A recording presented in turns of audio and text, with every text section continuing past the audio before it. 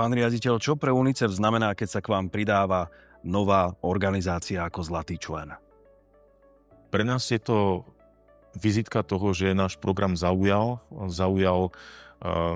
firemnú komunitu súkromného biznisu, lebo veľmi, veľmi vážne vnímame potrebu podpory našich aktivít, ktoré máme globálne. A každá účasť, každá firma, najmä teda so statusom zlatého člena, ktorá dokazuje svojim zapojením do nášho programu, že jej na právach detí a na situácii detí vo svete záleží. Veľmi si to vážime a ďakujeme za to, že ste sa k nám pripojili. Ako vnímate spoluprácu s neziskovou organizáciou Daniela J. Krátkeho? V čom je pre vás dôležitá?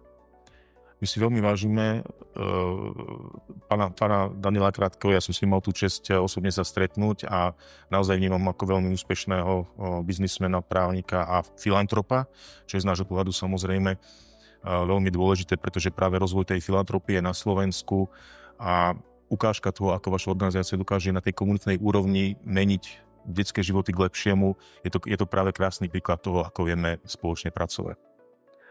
Aké projekty alebo iniciatívy môže zlatý člen podporiť prostredníctvom UNICEF? UNICEF má globálne veľmi široký záber. Riešime pomoc deťom v oblasti ochrany zdravia, v oblasti dodávok bezpečnej vody, pitnej vody a hygieny, v oblasti vzdelávania, v oblasti sociálnej ochrany. Takže je naozaj veľa možností, ako sa firma s rôznym profilom, partner firemný vie zapojiť do našej práce. UNICEF pôsobí globálne. Aký význam má podľa vás angažovanosť slovenských partnerov v tejto misii?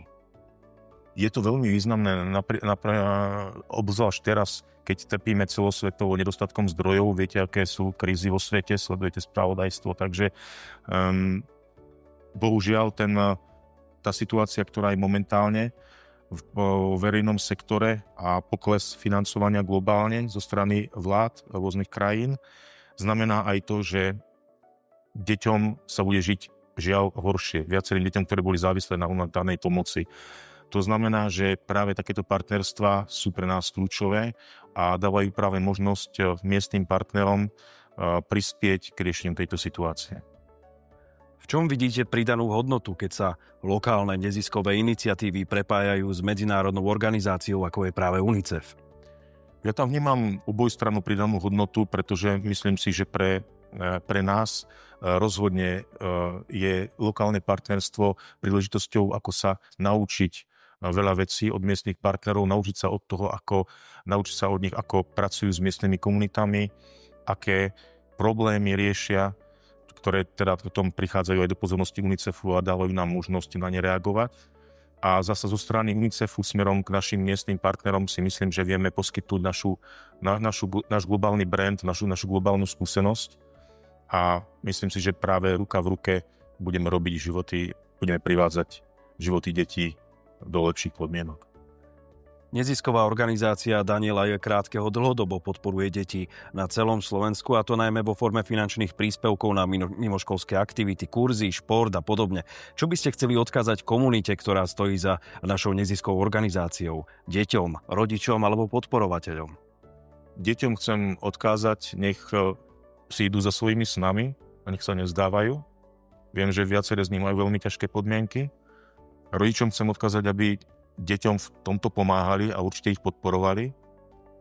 A komunite, ktorá stojí za vami, ktorá pomáha práve aj tým, tú komunitu chcem vyzvať a chcem oceniť práve tú pomoc, ktorú poskytuje aj deťom a ich rodičom v tom, že im pomáha získať zdroje alebo dodať zdroje, prípadne poskytnúť nástroje, ktoré im potom pomôžu v tom, aby si tie sny realizovali. A to je veľmi dôležité, aby sme tu na Slovensku tiež vybudovali generáciu úspešných detí.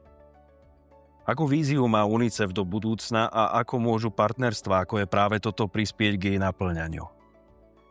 Víziu máme určite stále, viete, naša základná vízia je motivovať deti a privádzať, robiť detské životy lepšími. To znamená, my si veľmi vážime účasť všetkých partnerov v našom programe Firma priateľská k deťom, ktorý práve pomáha adresovať tie výzvy detí aj v tzv. Zabudnutých krízach, pretože, ako dobre viete, globálna pomoc humanitárna je niekedy uprednostňuje rôzne regióny, rôzne krajiny práve v závislosti od toho, ktorý región je pre daného donora zaujímavý.